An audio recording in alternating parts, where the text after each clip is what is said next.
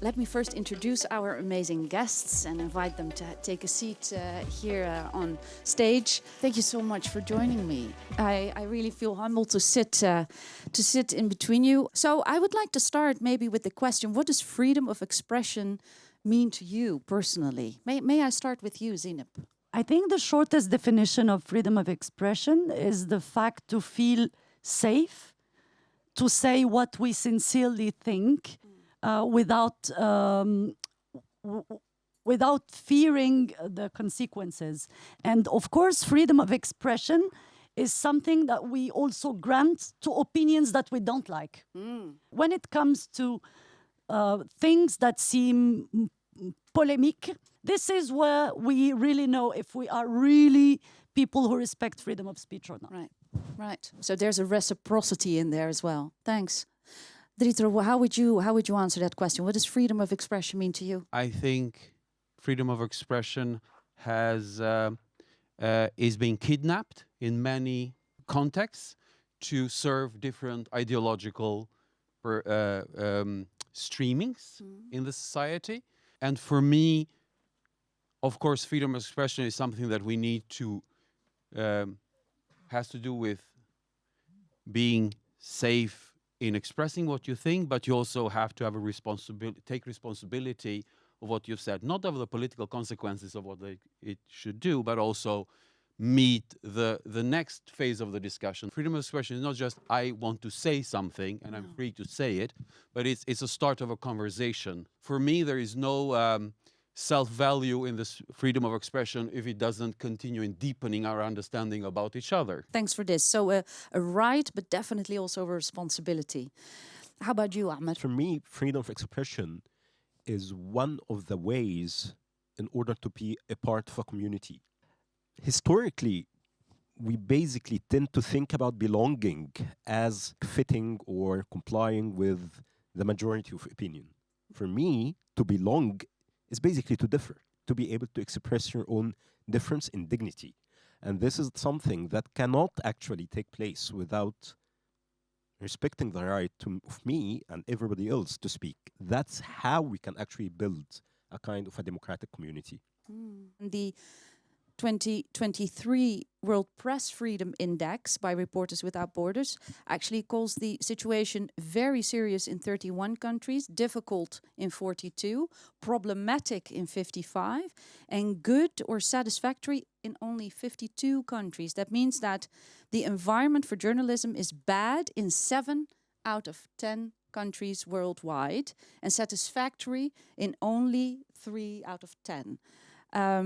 These are alarming trends. Now, you did a lot of research on autocracy and well, lack of democracy. Can you speak about these trends from your research? Yeah, sure. I mean, this is not the only indicator. There are many other indicators. For example, there is one indicator that I usually rely on that is developed by a project that is called Varieties of Democracy. It's a project that's being conducted in University of Gothenburg in Sweden, and I recommend it to you guys to have a look on this. And again, the indicators are saying that more than 75% of the world population are living under autocratic regimes. This percentage, exactly a decade ago, was basically 51%. This means another thing. That's actually, when you think about it, it's frightening. That now there is a new generation, a new entire generation in the world population, given that the world population majority are actually under 30, born and raised under authoritarianism. They didn't experience democratic tradition at all. They don't have a living memory of living under a democratic regime. They don't know the values of the freedoms and rights that we are talking about. We now have to learn how to make the case for democracy from the scratch. How can you actually talk to the younger generation and try to convince them that it is worthy to have a democratic life? You had to actually give back the Simone Veil Award. Can you talk about that, Zineb? What happened? Yeah, actually, I was listening to the figures you mentioned, and I was concerned about the 23%. Yes. You know, those who enjoy free speech on a daily basis, I guess, or that's how they define themselves. I'm sure France is amongst them. The French have a very high idea of, they consider themselves the capital, the city capital, the world capital of free speech and human rights. Yeah. And Reporters Without Borders gave those figures. I'm not sure Reporters Without Borders is currently helping all the French journalists who lost their jobs or are called anti-Semites because they stood for Gaza. In the West, I'm discovering, and many citizens of the West are only now discovering that their media can also share an incredible amount of fake news. They practice censorship, and they select what to talk about. The media have shaped a society who does not agree anymore on the fact that killing children is bad.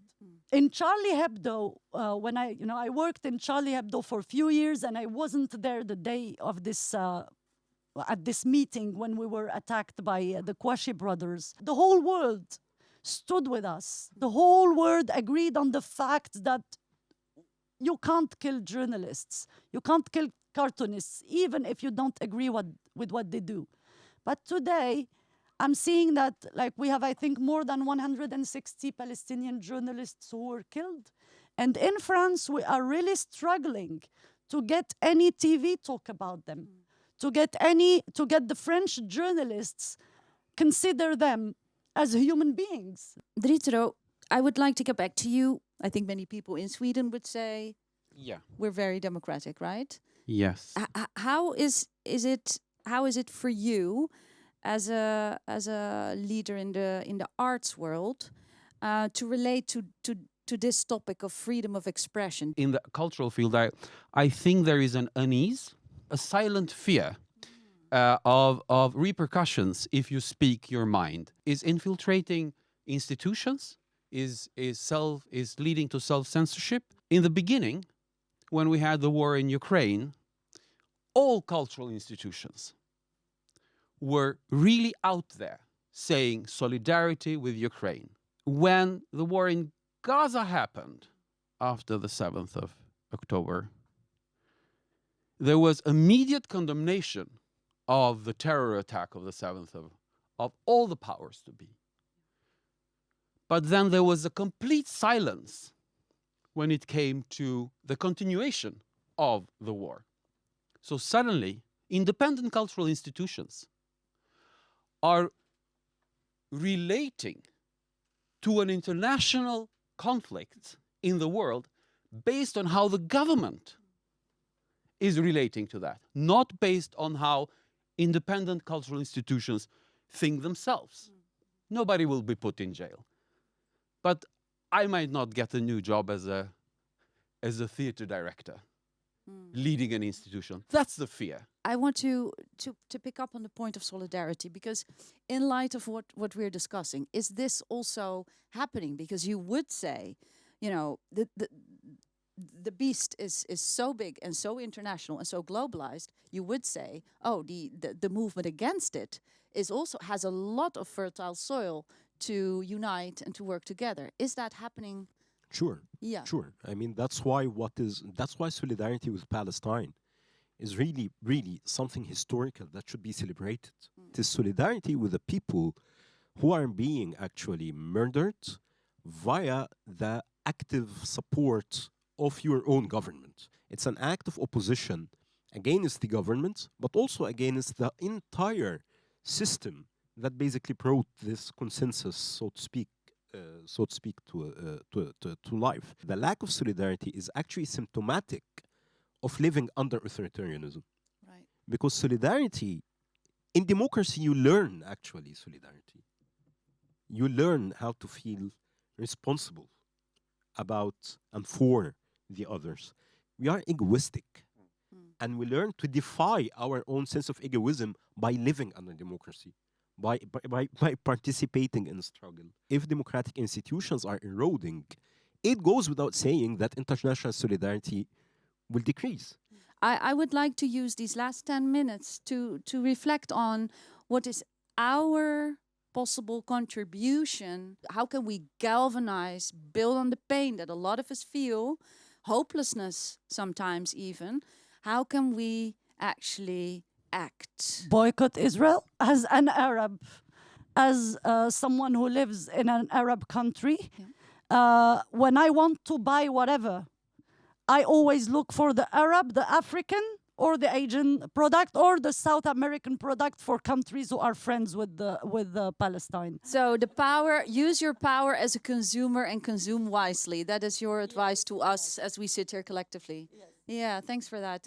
Dritëro, what would you advise people who ask you that question? I think we need to see the core problem why our democracies have not developed further. We need a new political imagination, and I think art can be one of them. And that is my field. So that's where I, even with all the limitations that it brings. Yeah. Thank you for that. What would you advise people to start with? The problem with us is that we ask ourselves this question. However, I mean, we are pretty much immersed in the industry of activism, so to speak. So it becomes an echo chamber. Absolutely. Imagination, the whole idea, is born out of difference and disagreement. Is when two views collide, then a third one comes out.